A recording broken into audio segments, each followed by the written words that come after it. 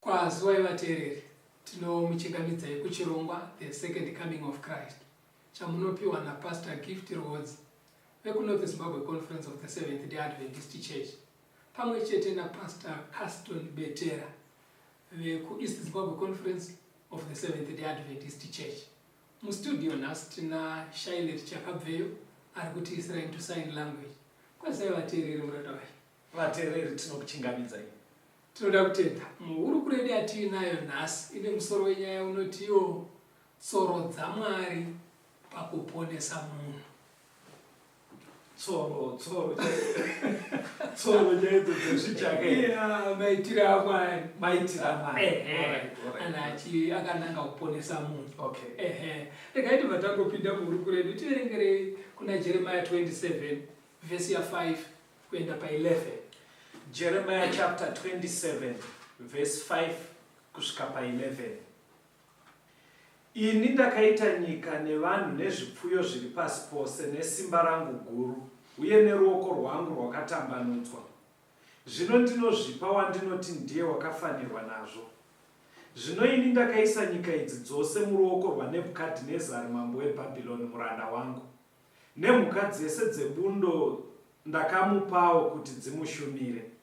Marudzi ose achamushumira, iye nemwanakomana wake, nemwanakomana womwanakomana wake, kusvikira nguva yenyika yake yasvikawo. Ipapo marudzi mazhinji namadzimambo makuru achamuita muranda wavo. Zvino rudzi rupi nerupi, neushe upi neupi vanoramba kushumira iye Nebhukadhinezari mambo weBhabhironi, vanoramba kuisa mitsipa yavo pasi pejoko ramambo weBhabhironi, rudzi urwo ndicharurova nomunondo uye nenzara, nehosha yakaipa kusvikira ndavapedza neruoko rwangu, ndizvo zvinotaura Jehovha. Asi kana murimi, regai kuteerera vaprofita venyu, kana vavuki venyu, kana kurota kwenyu, kana vafemberi venyu, kana varoyi venyu vanotaura nemi vachiti, hamungashumire mambo weBhabhironi, nekuti vanokuprofitirai nhema, kuti muiswe kure nenyika yenyu, kuti ini ndikudzingirei kunze muparare. Asi rudzi ruchaisa mutsipa warwo pasi pejoko ramambo weBhabhironi nekumushumira, rudzi urwo ndicharutendera kugara munyika yarwo, vachairima nokugaramo, ndizvo zvinotaura Jehovha. Tinotenda muranda waMwari nekuerenga. Panapa Mwari anoti iye ndindakasika nyika nezvose zviri mari. Yes. Inini saMwari ndinogovera vanhu ndichipa wandinoda zvandinoda kubva pane zvandakasika. Okay. Then vachitaura pamusoro paNebhukadhineza pavhesi ya6 Mwari ari kuti Nebhukadhineza muranda wangu. Ndatomboda kumira ndichiverenga because Nebhukadhineza ndiye mumwe chete weBhabhironi. Ndiye exactly. Watiri kudzidza kuna Daniel. Ainamata zvitori. Ndiye. Alright. Apa Mwari pavari kuti Nebhukadhineza muranda wangu. Nebhukadhineza wacho achiri mudheri, haasati akutombonamata Mwari, but Mwari vanoti muranda wangu. Kuti patsanangurei pastor. Kana Mwari vachiti muranda wangu, pane pfungwa dzingaita mbiri. pfungwa yekutanga mashoko iwaya ekuti muranda wangu anotaurwa futi kuna Cyrus mambo waPersia. Okay. Achitaurwa iye asiri muJudha asiri muIsraeri. Okay.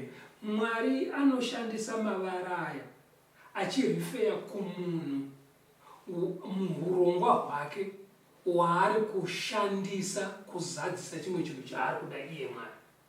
Okay. Saka ari kuita sekunge ari kutumwa naMwari kunoita zviri kudiwa naMwari kunzi zviite. Alright. Kunyangwe iye akasata asiri kutya Mwari. Okay. Saka nekuda kwaizvozvo Mwari anoti muranda wangu. Chimwe chinhu imwe pfungwa zvakare inobuda ndeyekuti Nebhukadhinezari haasi kuna Mwari, but Mwari anoti muranda wangu. Kurati Mwari kana akatitarisa haatarisi munhu zvaari panguva iyoyo, anoona kubva kwaakaberekerwa nekumberi uko zvichazove munhu. Okay. Mushure mekunge agashira nyasha. Sorry pastor, hamusi kuda kudyara pfungwa here yekuti kuvateereri vedu munhu wese anobva atona ari muranda waMwari? Right. Zvinoenderana nekuti panosvika nyasha dzaMwari, panosvika shoko raMwari, yes, munhu anozoresponda sei kwariri.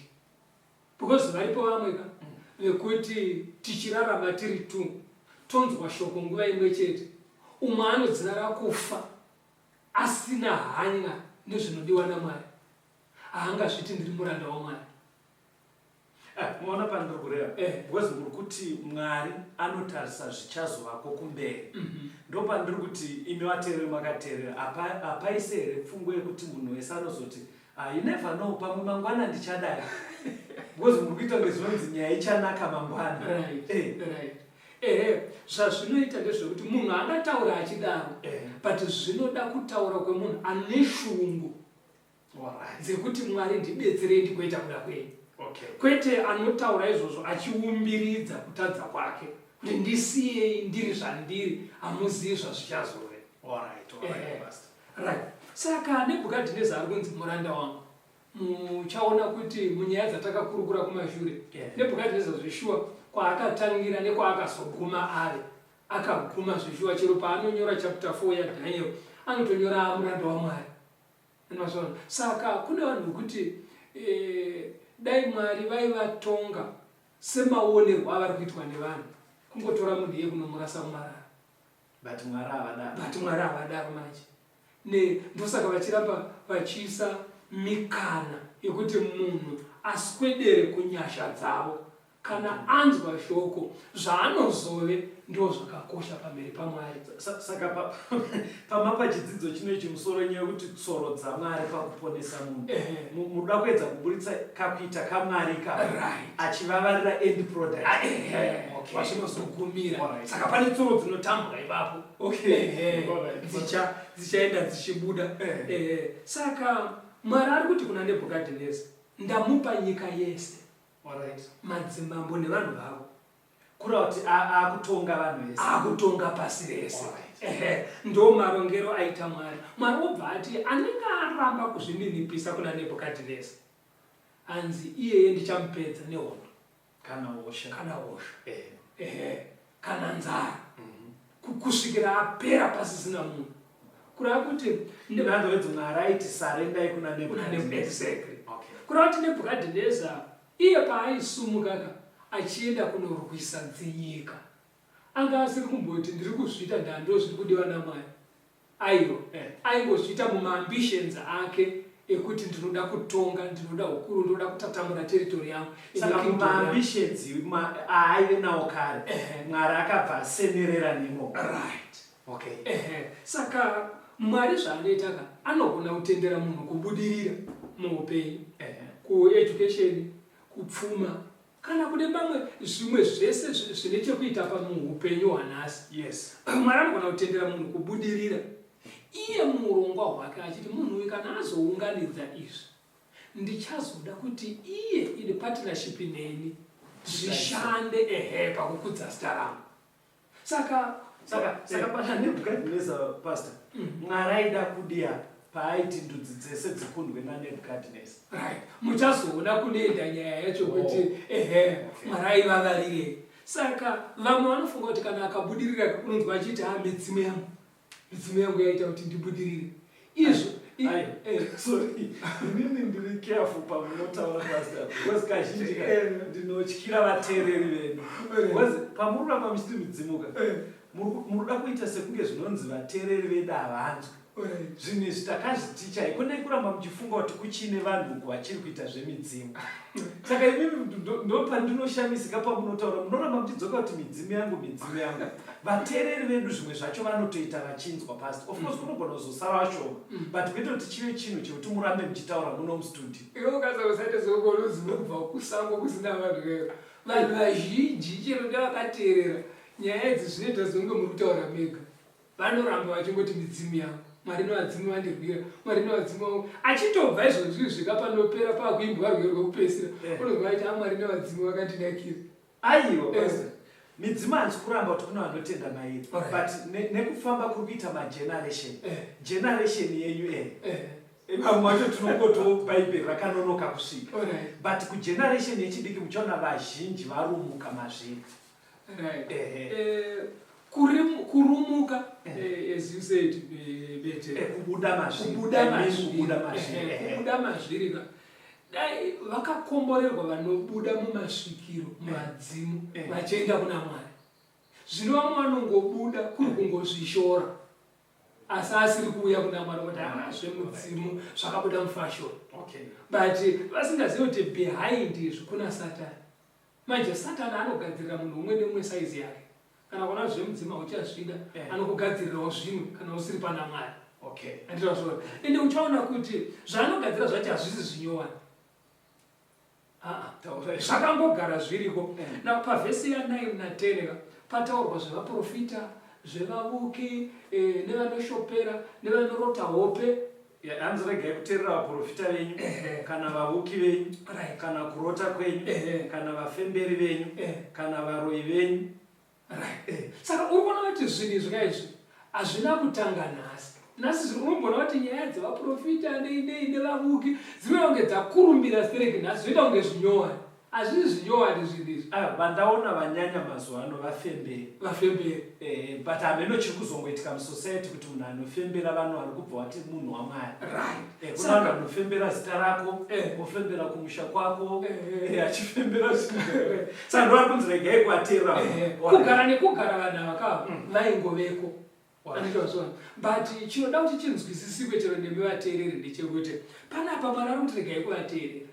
Because vanhu ava wakambona kuti kana vana vachiita vana vanogona kutamba panzava vachiridza chigaba zvisina chuni. Ivo vane vachitonakidzwa vakuratidza kuti muri kunyaudza.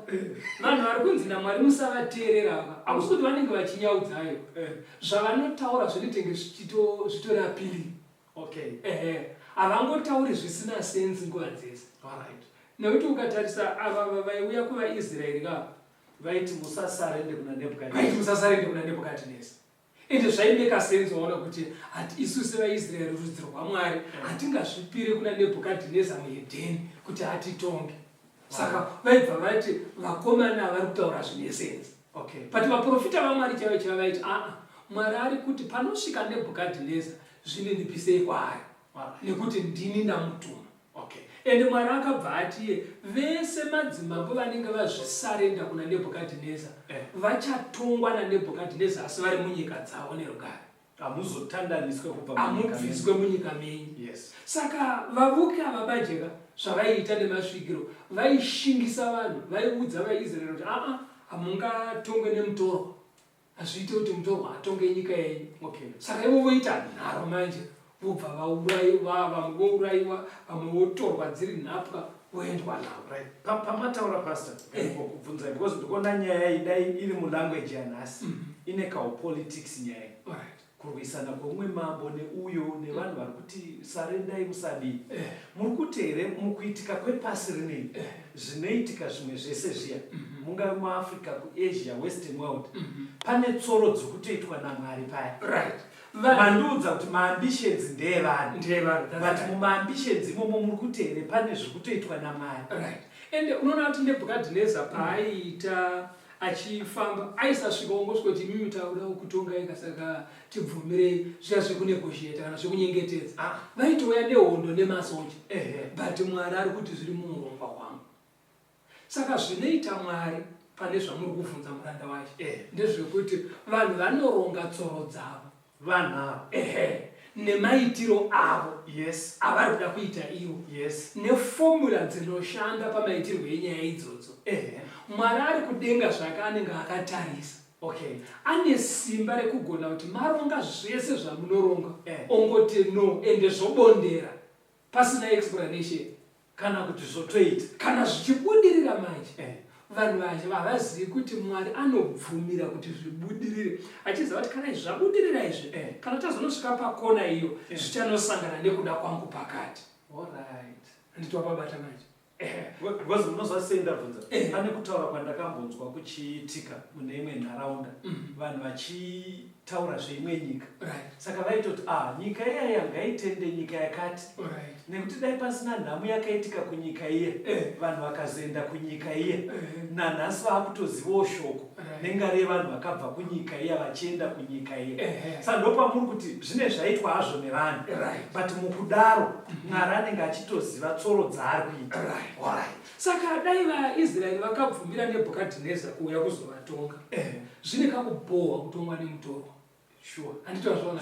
Asi ukanzwisisa kuti zviri kuitika izvi kunyange ndisiri very comfortable mazviri, asi ukanzwisisa kuti Mwari vatendera, handitika wopinda mukuda kwaMwari. Kuda kwaMwari kana kuchiuyaka ukaziva kuti Mwari anoda kuti ndiite ichi, chiite kunyange chiine discomfort. Because zvinodiwa naMwari hazvichauya nguva dzese zviine kakunakidza. Mitemo yaMwari hainakidzi. Zvinodiwa naMwari asi zvekuti unobva waita zvichikunyeredza nguva dzese. Aiwa, pamwe zvine zvichitopowa, pamwe zvine zvakatokuomera. But kana Mwari ati ita ichi, ingochiita kuti Mwari ndibetserei kunyange chiita sechakakuomera. Ndizvo zvaifanira kuitwa nevaIsraeri. Vaifanira kuti alright, kana zvabva kuvaprofita vaMwari kuti tizvidedepise kuna Nebhukadhineza, Mwari chitibatsirai mutigonese. Saka muri kuti kuvateerera, tiri kuti kuvateerera. Shoko raMwari parinouya saizvozvi zvimuchidzidza, pane pamwe pauchanzi siya zvemudzimu. Iwe uchinyatsoona kuti panapa ndikaregera zvemudzimu nemhuri yakandikomberedzai panoita bongosozo. Pamwe pacho uchanzi chengeta sabata rako yari. Uchinyatsoona kuti mumba muite chingwa ndofanira kunge ndichiri chikoro. Handiti mazviona?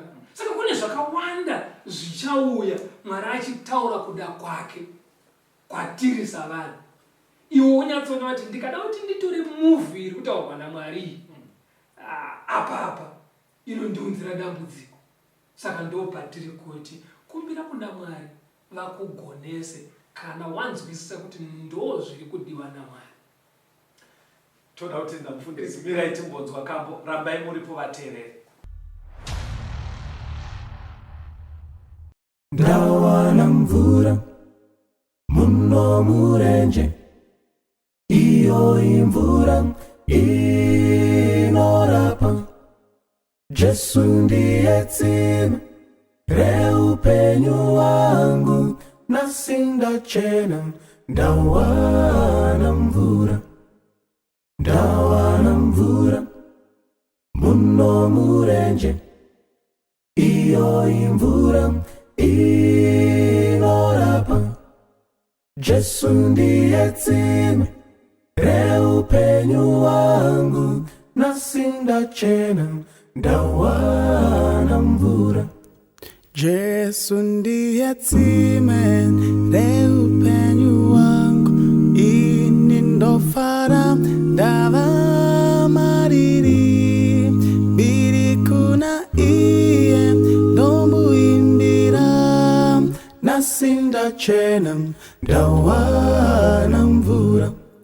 Tsime reupenyu ndiye Jesu, uya nasi uponeswe iwen. Ini ndofara nasi ndamuwana, nasi ndachena. Ndawana mvura, ndawana mvura, mvura muno murenje, murenje, mvura murenje inorapa. Jesu ndiye tsime reupenyu wangu, nasi ndachena ndawana mvura, ndawana mvura, murenje, mvura murenje inorapa. Jesu ndiye tsime reupenyu wangu, nasi ndachena ndawana mvura, nasi ndachena ndawana mvura, nasi ndachena ndawana mvura, nasi ndachena ndawana mvura, nasi ndachena ndawana mvura.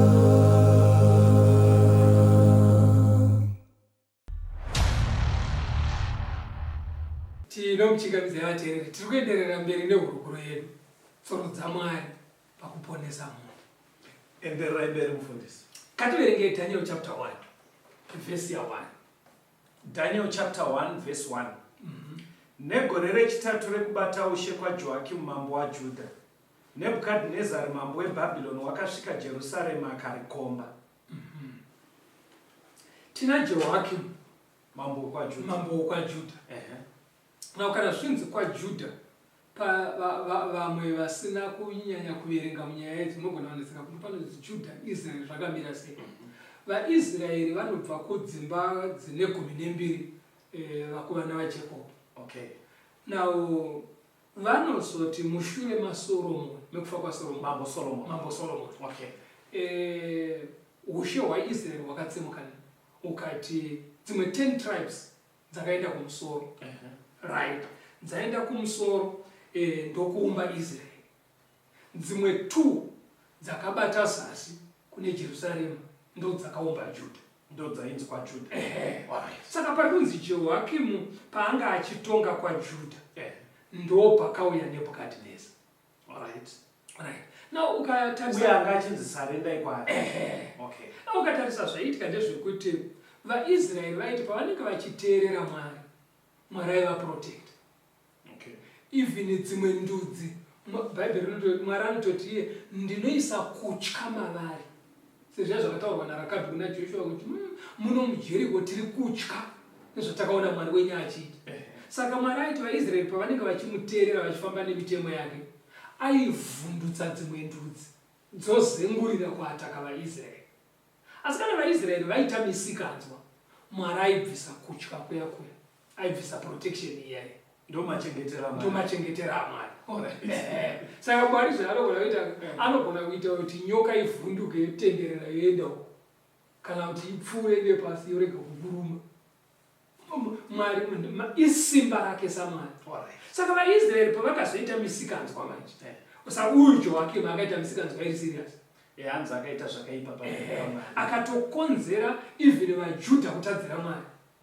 Ndosaka Mwari akabvisa protection yake. Ndobva atendera Nebhukadhineza kuuya. Saka Nebhukadhineza auya ndobva arwisa Jerusalema. Mwari achibva vatendera kukundwa. Okay. Vakundwa ndobva vatakurwa dziri nhapwa. Ndobva vaendwa navo. Now ukacherechedza mukukurirwa kwaJudha nekuendwa naye muutapwa, pane zvinhu zviviri zvakanaka zvakabuda ipapo. Pakutapwa kwakaita vanawo kwaJudha. Pane zvakanaka zvakabuda. Unoziva kuti panoitika zvimwe zvinhu chero tichikurumidza kuona zvakashata kana takatarisa nemaziso evanhu. Mwari kana akatarisa saMwari, achitarisa from eternity to eternity, pane zvimwe zvakanaka zvaanoona kumberi. Saka chimwe chekutanga chakanaka chakabuda mazviri. VaIsraeri pavakarwiswa vakakundwa, vakatorwa vakaenda muutapwa, vakarwadziwa nekutapwa, ndo zvakaita kuti vafunge kuti takatadzira Mwari. Ndobva vatanga kuchema vachikumbira kuregererwa kuna Mwari. Saka zvakashanda kuti varealize kutadza kwavo. Okay. ndobva vatoreurura. Mwari akavagadzira. Oziva kuti Mwari kana ukatendeuka pane zvakaipa zvawakaita, ukachema, ukareurura, anokuregerera kugamuchira. Zvisinei nekuti wazochema warwadziwa. Okay. Ehe. Saka ndo zvazvakanakira, but manzwira ndikukuitai pastor. Ndakubvunza mibvunzo ndakakakuteererai. Ndofunga mubvunzo unogona kudaro kuine hwani wevateereri. Tagara tikuzwa kuti Nebukadhineza ari kungoshandiswa naMwari kwete kuti mutsvene. Ende kutapa kwaakaita vana vekwaJudha zviri kubuda muchidzidzo kuti zvaibatsirawo kuti vana vekwaJudha vasvike pakurealiza kutadzira kwavo Mwari. Saka mubvunzo wangu kwamuri mufundisi ndokuti andinoda kutsvaga ndotoziva kuti munhu kusiya mukadzi wako unogara nemumwe zvakatoshata. But muri kuti here dzimwe nguva kwete always zvinotobatsira mudzimai asiwo. Unoziva kuti pamwe achitombotangawo kuvimba naMwari kunonamata. Handisi kuti kusiya mukadzi kwakanaka. Plus watiri kutika imi varume makateerera mubva mati saka ndakukusiya kuti unamata. Aiwa. Thank you. Tinorume nhungu dzakadaro hatisi kuda kudaro. Ndoda kungobvunzira kusaidi reuyo ari kurwadziwa. Pakurwadziwa zvisinei nechakurwadzisa. Kune vamwe vanhu vanoti zvishuwa kana asi vane nhamo yaanoona achitambura nevana anonyatsodopa kutanga kunzwa kuti Jehovha ndiye murume wangu. Chamuswededza kuna Jehovha kutambudzika kwaapinda makuri. Okay, nekushungurudzika kwaaita atizwa nemurume anobva aenda kuna Mwari. Saka zvinhu zvakadaro zvinoitika zveshuwa. Because chandabvunzira ndoda kungoti pfungwa iende muvateereri kuti pane zvakaipa whether wazvikonzera kana hauna. Tikatora nguva yekufunga pane chimwe chatinotobuda nacho chiri positive chinenge chichivavarirwa naMwari kana ndakunzwa izvo. Zvisinei nesituation yawawira mairi. Haikona kutuka Mwari mazondidarirei, Mwari mandifuratira. Ngoti Mwari pandapinda apa ivaionei. Nekuti pane chakanaka chinobuda mazviri kana Mwari akatitarisa savana vake. Chienda ichechitumba. Chechipiri chakabuda ndechekuti vhangeri shoko raMwari rechokwadi rakaenda kure kuburidza nekutapwa kwevaIsraeri. Wokuti vakomana vakaenda nevhangeri. Because ukatarisa Bhabhironi yanga iri close to 1,000 miles kubva kuJerusarema. Saka kuenda kwakaita vaIsraeri kuBhabhironi kwakabatsira kuti vakaenda nechokwadi chaMwariwo. Unorangarira Hezekaya paakarwara paya pakadzoka zuva paya nezvikati 10. Hezekaya anamata kuna Mwari, ndinzwire urombo, Mwari vakamunzwa zveshuwa. Vakati alright, ndakuwedzera 15 years dzekurarama. Asi saini icharatidza kuti ndini ndazviita. Ndichaita kuti zuva parinenge rakunonyura ridzoke kumashure. Ende zuva rakadzoka ne10 degrees. Kuti rakunonyura ndobva radzoka kumashure. But kuno afano esainzi vari kuzviramba ka vaifunga kuti bhaibheri rakatadza kunyora unonzwa itota kuti nyika ndo inofamba zuva riri stationary raizodzoka sei. Saka ndangona kuti kuita kwemunhu anenge asina unyatsoerera. Zvinogona kunge zvitori correct kuti nyika ndo inofamba. But waona kuti makuriro atakaita kuti hatakabva zuva rapapa. Harisiro rinenge rapa. Haungati takabva nyika yedeyo.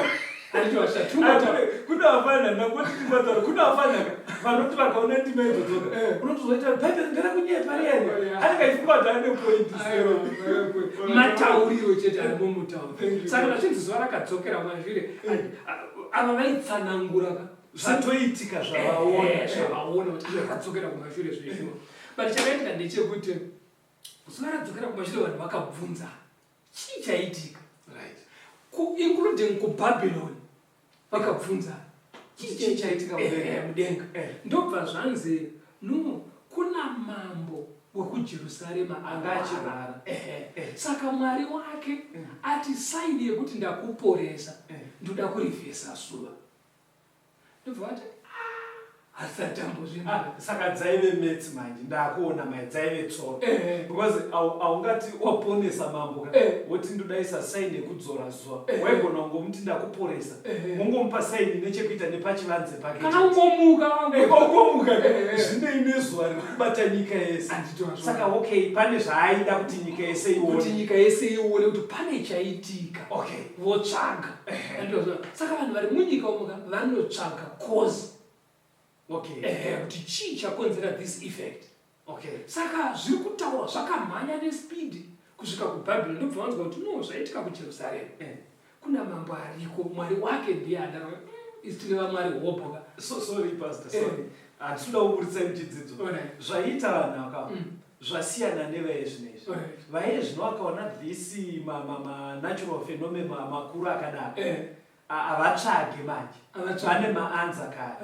even kukaita zi-earthquake zombe kudai vanokuudzai kuti ma-tectonic plates zvaitika nyika yazokutsvaga signs kuti avaone mari baine chakuita neizvozvo avakakomborewa zvinhu zvedu zvese tinotsanangura nesainzi kana geography even kukadai so zvinonotsvagwa kutextbook avo vakabva vaona kuti pane chaitika imwari saka uyu mambo wokubhabhironi paakatuma nhume dzake kuna hezekiya hezekiya vasvika akatanga kuvaratidza amari yake panogara zvombo kutrezhari kunogara pfuma atenderera navo vapedza ndobva vaenda patebhuru ndobva vadya ndobva vaenda muprofita wamwari achibva azoya madzimai zvikanzi ndivanana wamwari vazvikanzi no inhume dzabva kubhabhironi zvikanzi vaonei zvikanzi ndavaratidza kune zvombo kune pfuma kune chii zvikanzi warasa mukana kapanapa vanhu vanga vauya kuti vazoparidzirwa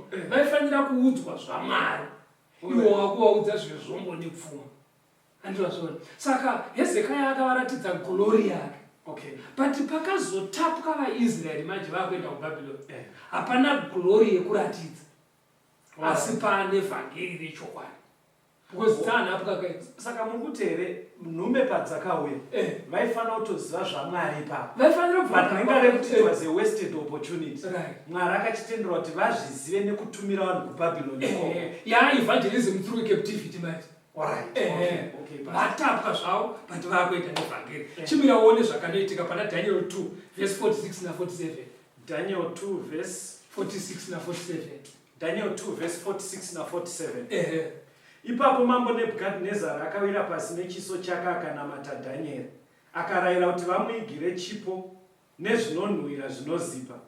Mambo akapindura Dhanieri akati, zvirokwazvo Mwari wako ndiye Mwari wavamwari, Nashe wemadzimambo nemuzivisi wezvakavanzika, iwe zvawakagona kuzivisa chinhu ichi chakavanzika. Unoona Dhanieri adudzira hope dzamambo. Mambo wakati izvi ndezvaMwari izvi hazvisi zvemunhu.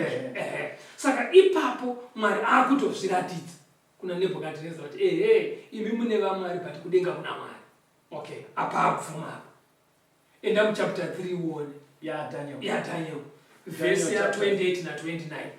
Mambo paakaidza kupisa vakomana vavaya nemoto varamba kunamata chifananidzo chake. Daniel chapter 3 verse 28 na 29. Right. Nebhukadhinezari akataura akati, Mwari waShadhreki naMesheki naAbhedhinego ngaavongwe. Iye wakatuma mutumwa wake akarwira varanda vake vakanga vachivimba nawo. Ivo vakanga varamba shoko ramambo vakaisa miiri yavo kuti varege kushumira kana kunamata mwari upi neupi, asiye Mwari wavo. Naizvozvo ndinotema chirevo kuti vanhu vose nemarudzi ose nemarimi ose vanotaura zvisino kufanira pamusoro paMwari waShadhreki naMesheki naAbhedhinego vatemwe-temwe nedzimba dzavo dziitwe maturunhuru, nekuti hakuna mumwe mwari unogona kurwira saizvozvo. Urikuona apa Mwari arwira vana Shadhreki.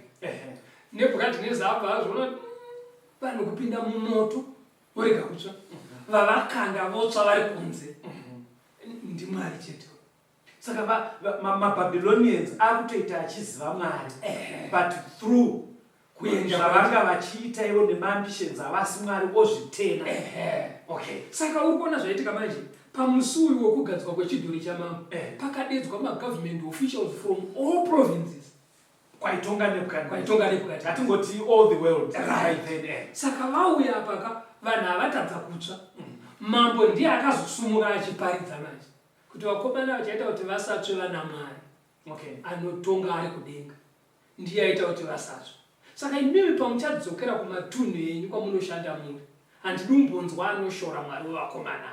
Ndimamba Saka by then dai kutaura igona kuti imi pamuchadzokera kuAfrica, imi muchienda kuAsia, Right. imi muchienda kuAmerica, nemi muchienda kuEurope. Right. Handidi kunzwa anotaura zvakaita. Right.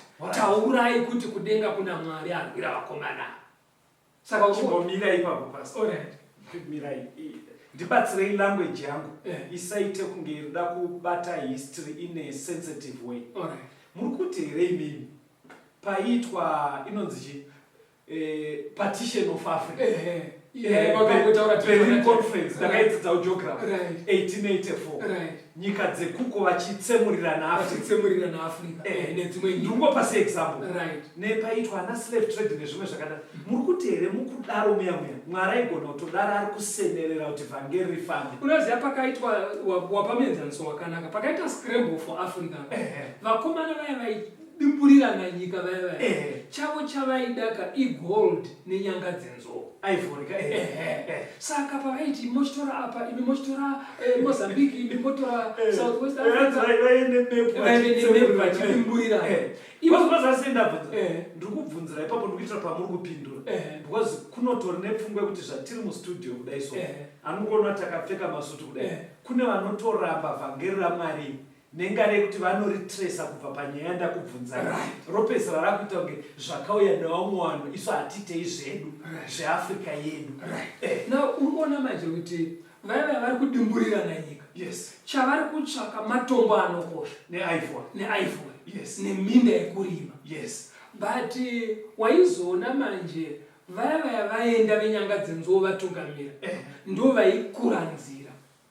Uchizoona mamissionary society manje ochiteera nengara vana London Missionary Society vakutevera kwakaenda vari kuda zvicherwa nenyanga dzenzou. Asiwo vari kutevera vaida zvicherwa. Ava vakuya nevhangeri. Avane vhangeri. But vakusikopuhwa machata nevaya vakadzika mireza yavo vachida pfuma. Wonzi shandai makadai Voisa mamission stations avo, zvikoro, zvipatara and so forth. Vhangeri rakupinda muAfrica, vhangeri rakuenda kuIndia, vhangeri rakuenda uko. Asi chaendesa nzira chakura nzira yevhangeri vanhu vari kukara pfuma. Vamwe vacho havatomboendi kudenga panouya Jesu. Asi vakashandiswa kukiriya. Saka mirai nditaure nevateereri satanzwa kambo kedu. Vateereri pamubvunzo wandabvunza mufundisi pekupedzisira unogona kutotibatsira mumwe mubvunzo yatinayo kuti vhangeri tingabva tati here Mwari akaita tsoro dzake kushandisa vaido havo gold nepfuma yemuAfrica asi zvozoita kuti risvike kwatiri zvingabva zvaita here neobjection yekuti tirambe vhangeri nengaridedze kuti kuseri kwacho kune izvi because patiri kudzidza nyaya yeNebukadhineza Mwari ari kuisa pachena kuti maambitions aNebukadhineza ndiye aida kutonga vanhu. But mukuda kutonga vanhu achiunganidza vanhu oita mutambo bira Mwari aisenerera kuti pamutambo iwoyo Mwari ari kudenga abva azikana. Saka zvinogona kudaro zvivizvo zvakaitika nenhoroondo kwete Africa chete but pasi rese kuti panoitika maworld major events makuru akadai anoitika panyika ngatigarei tichiziva kuti imomo mukuitika kwezvinhu kuya zvarongwa nevanhu ari maambitions evanhu hazvitadzise Mwari kusenerera kuti vhangeri rake risvikire vanhu. Ndodzamuri titsoro dzamwari. Ndatsanangura zvakanaka. Tichambonzwa kambo vateereri touya toenderera mberi.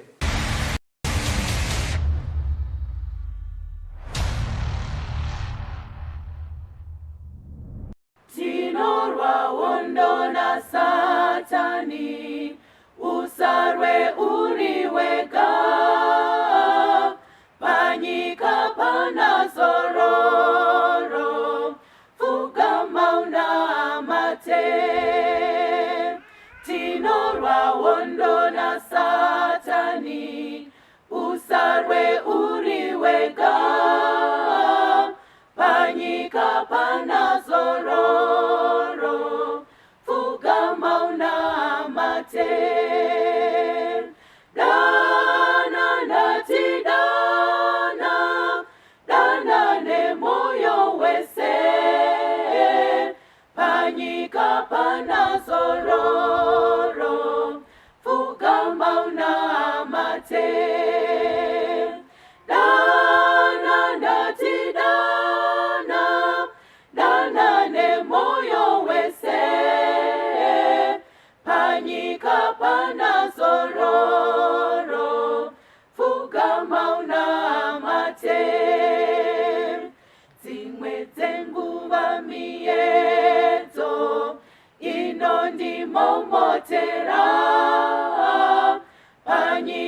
pana zororo, pfugama unamate.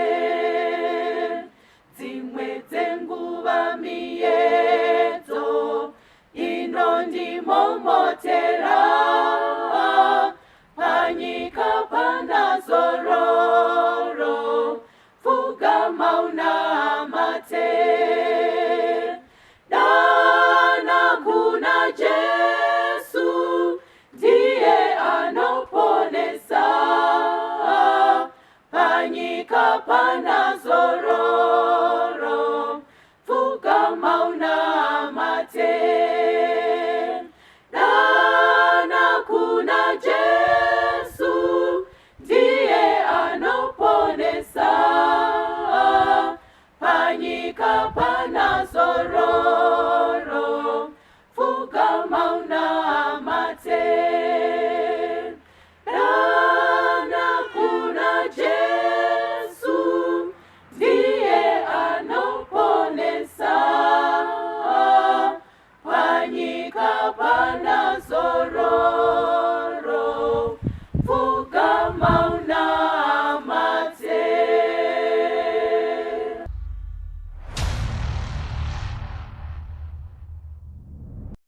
Cameras rolling. Tinomuchingamidzai vateereri, tiri kuenderera mberi nehurukuro yedu tsoro dzaMwari pakuponesa munhu. Tiri kuronda nyaya iyi takatarisa Nebhukadhineza achishandiswa naMwari, Mwari achipinda mukufunga kwake nekuronga kwake iye, asi Mwari aine zvaanovavarira. Pane zvese zvaiitika izvozvo Mwari aitovavarira naiye Nebhukadhineza wake kuti aponeswe, uyewo kuti Babylon izova center of evangelism, to evangelize the whole world. Right. Handei pana Daniel chapter 4 verse 28 kuenda pa37. Daniel chapter 4 verse 28 kusvika pa37. Izvozvi zvose zvakawira mambo Nebhukadhinezari. Mwedzi ne12 yakati yapera, wakanga achifamba paimba yeushe paBhabhironi. Mambo akataura akati, ko iri harisi Bhabhironi guta guru, randakavaka ine simba rangu guru, ndikurise umambo hwangu uye ugaro hwemadzimambo here? Shoko iri rakanga richiri mumuromo wamambo, izwi rikabva kudenga richiti, iwe mambo Nebhukadhinezari, shoko rinotaurwa kwauri rokuti, ushe hwabva kwauri, uchadzingwa pakati pevanhu, ugaro hwako huchava pakati pemhuka dzesango, uchadyiswa uswa senzombe. Nguva 9 dzichapera uriko, kusvikira watenda kuti wokumusoro-soro unobata ushe pakati pevanhu, unohupa waanoda. Nenguva iyo chinhu ichi chakaitika pamusoro paNebhukadhinezari. Wakadzingwa pakati pevanhu, akadya uswa senzombe, mwiri wake ukanyoroveswa nedova rokudenga, kusvikira bvudzi rake rareba seminhenga yegondo, nenzara dzake dzafanana nedzeshiri. Zvino mazuva iwayo akati apera, inini Nebhukadhinezari ndakatarira kudenga nemeso angu, simba rangu rokufunga rikadzokerazve kwandiri, ndikaonga wokumusoro-soro, ndikarumbidza nokumukudza iye ari mupenyu nekusingaperi, nekuti ushe hwake hauperi, nekubata kwake ushe kunosvikira kumarudzi nemarudzi. Vose vagere panyika vakaita sevasina matura, iye unoita sezvaanoda pahondo yekudenga, napakati pevagere panyika hakuna ungadzora ruoko rwake kana ungati unoiteiko. Nguva iyoyo simba rangu rokufunga rakadzokera kwandiri, uye kana iri mbiri yeushe hwangu, umambo hwangu nekubwinya kwangu zvakadzokera kwandiri. Makurukota angu nemadzisha angu akandishanyirazve, ndikagadzwazve paushe hwangu, ukuru hwakaisonaka hukandiwedzerwa. Zvino ini Nebhukadhinezari ndinorumbidza nekuombera nekukudza Mwari wekudenga, nekuti mabasa ake ose ndaazvokwadi, nzira dzake dzakarurama, iye unogona kuderedza vanofamba vachizvikudza. Nebhukadhinezari kunyora mashoko saka Mwari azindadapo pati hanzi izvo ndinokudza nekuombera Nebhukadhinezari.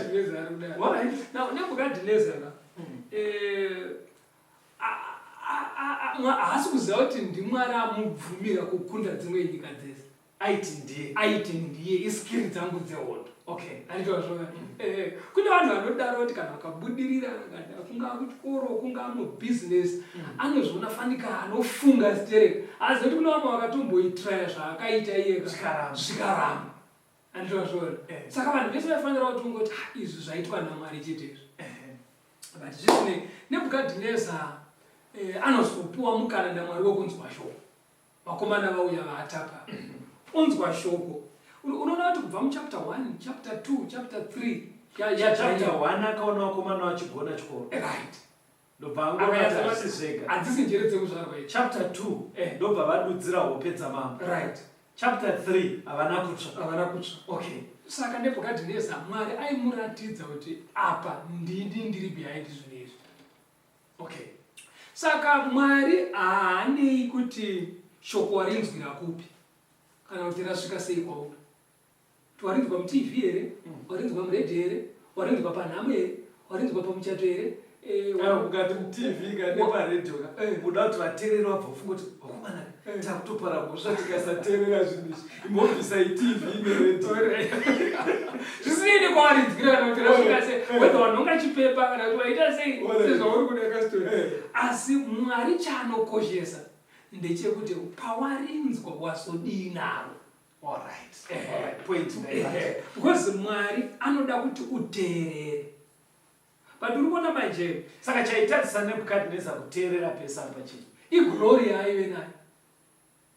Mbiri yayo kubudirira kwangaita. Unomboziva kuti nguva zhinji success kana kuti pfuma muupenyu kana education chaiyo kana zvikundya zvinotadzisa tora zvigara zvinotadzisa vanhu kuzvininipisa kuna Mwari. Kuzi munhu anobatikana mubusiness rake agobatikana pachigaro chaainacho agobatikana paeducation. Sorry muri kuteerera kana uine mbiri zviri possible kuva munhu ari humble. Zviri very possible. Hasi kuraka mbiri kadini pasi.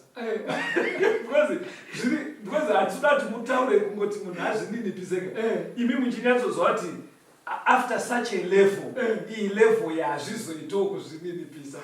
Because pano mwafanira ndozaka vanenge vaine mbiri kana kunhabvu vamwe vane mbiri mukuimba zoga kuti unyatsona akadzinga mazuva haazvino. Unoziva kuti uite mbiri kamunoita mbiri yebhora mbiri yemabusiness vana Nebhukadhineza vaive nembiri kasitona.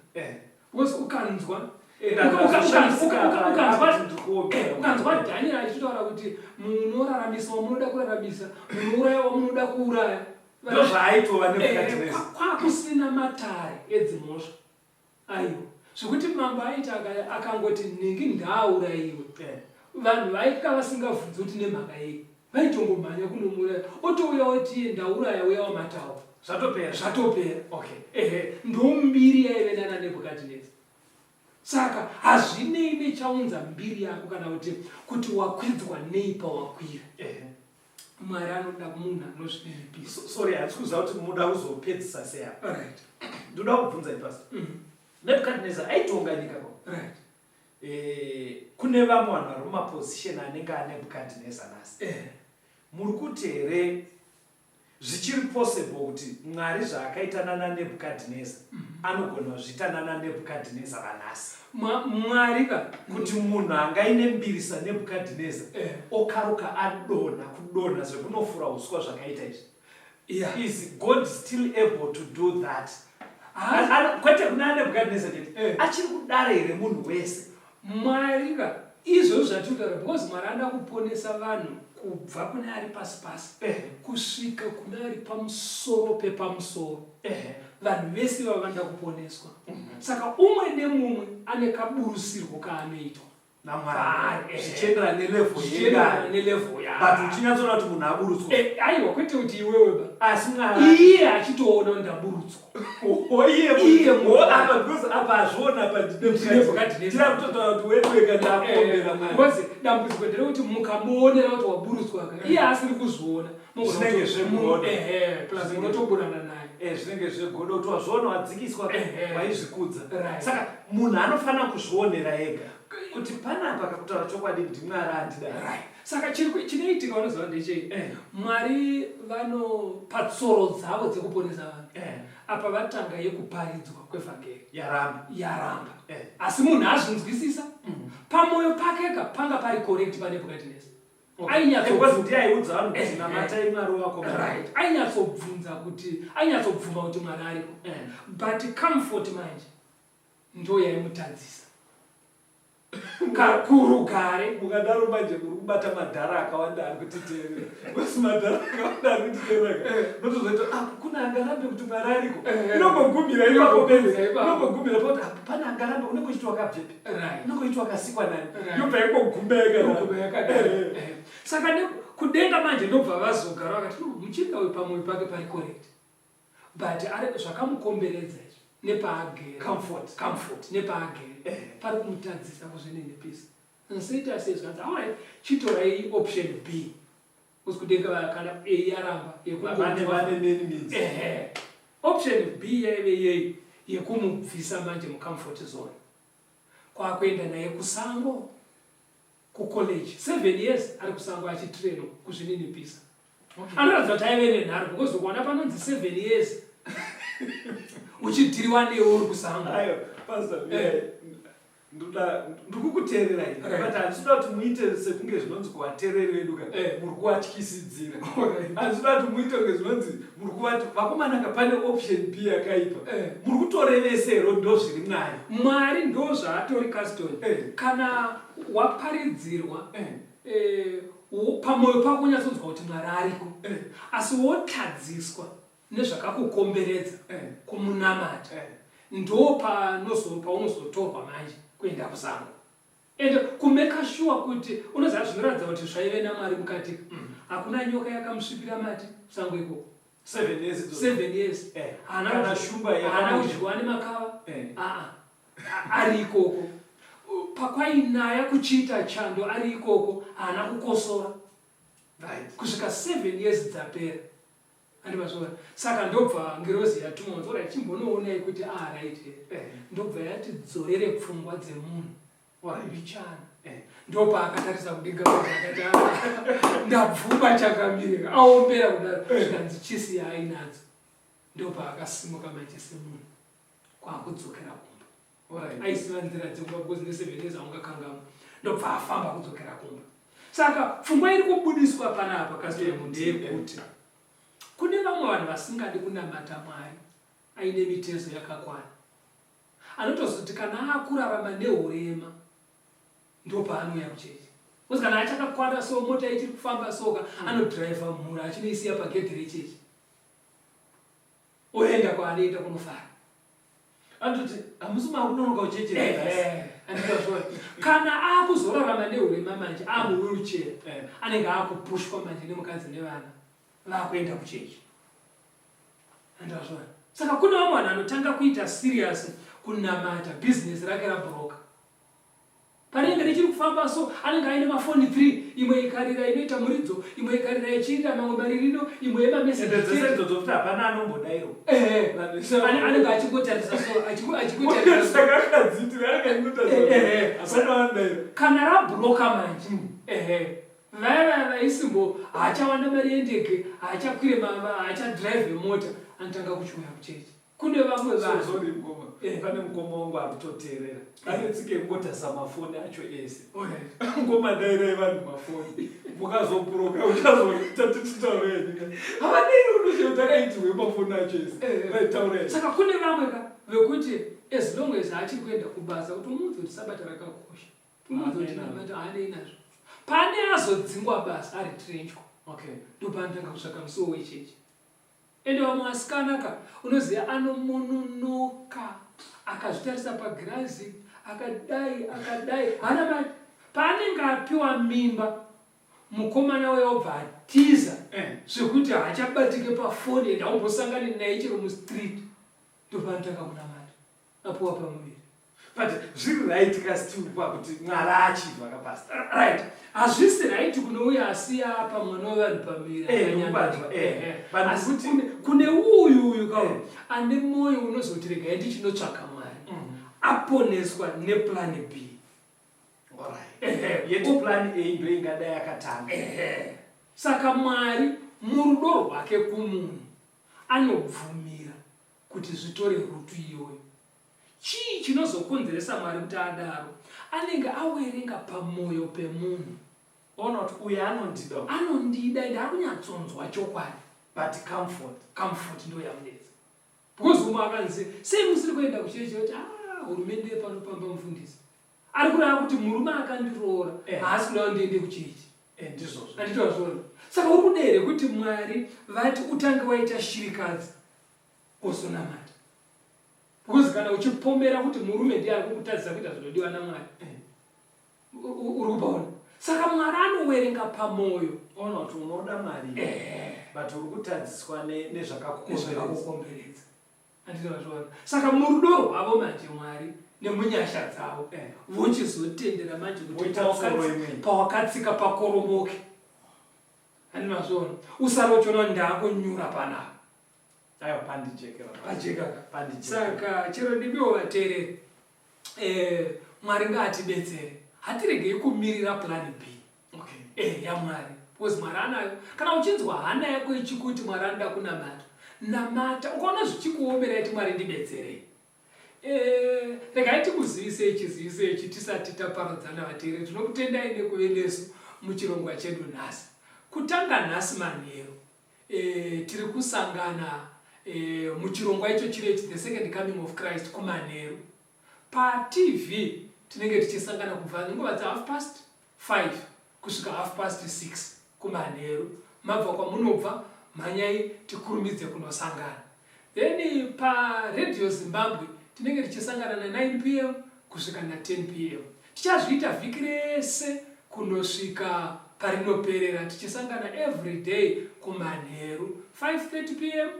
to 6:30 p.m. pa TV, 9 p.m. to 10 p.m. pa Radio Zimbabwe. Asi tichazoti musi wa11 May, musi wemugovera, iwoyo ndo watiri kufunga kuti kune vateereri vari muHarare, vari pedyo neHarare, kana vamwe vari kure vangagone kufamba zvavo. Tafunga kuti timboita nguva yekusangana ari masikati, tichionana usu neusu, tichitaurirana, tichibvunzana mibvunzo. Saka tichaswera tiri pa David Livingstone, pachikoro chiri pa kona 8th nani naSelu. Ipapo kutanga nenguva dza 9 o'clock toswera tiripo kunosvika masikati nguva dzelunch tosoparadzana. Kune vazhinji vari kuti ine ndoda kubhabhatidzwa ini musi iwoyo zvakanakawo kuuya makagadzirira. Asi kune vari kuda kuzobhabhatidzwa pazuva iroro, ibvai mafanosenda mameseji enyu kana kufona panhamba dzatiri kukupa idzi kuitira kuti tizoya takagadzirira. Teererai nhamba idzi, munogona kunge maita mibvunzo kana zvimwe zvamunoda kubatsirwa kumaraini kwamuri ikoko, kana paine hama kana shamwari kana vavakidzana vanopinda sangano remaSeventh Day Adventist, endai kwavari muvabvunze, vanoziva kwekuenda nemi kuti mubatsirwe. Kana vachinge vatadza, torai nhare idzi mugofona kana kutumira mameseji 0775 460 175 0775 460 175 kana kuti 0716 452 086 0716 452 086. Mwari ave nemi, tisangane muchikamu chinoteera. Tanzwa kwenda kisiso Jesu aponesa hirozo koraura Jesu aponesa siwisa nyikatsese kumiriyo kwenyanza tenzi anotituma Jesu aponesa tumira nyipanyanza Jesu aponesa uzanyi wanyangazi Jesu aponesa imani wachitsuwa kana vari panyanza pasiri chazorizwa Jesu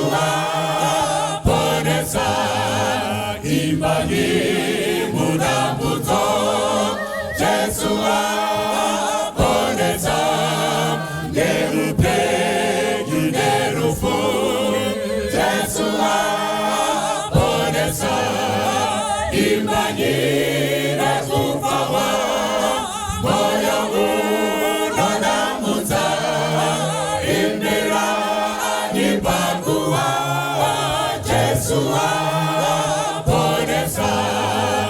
ipahizi pamweya Jesu aponesa kuti ndudzi dzizoda Jesu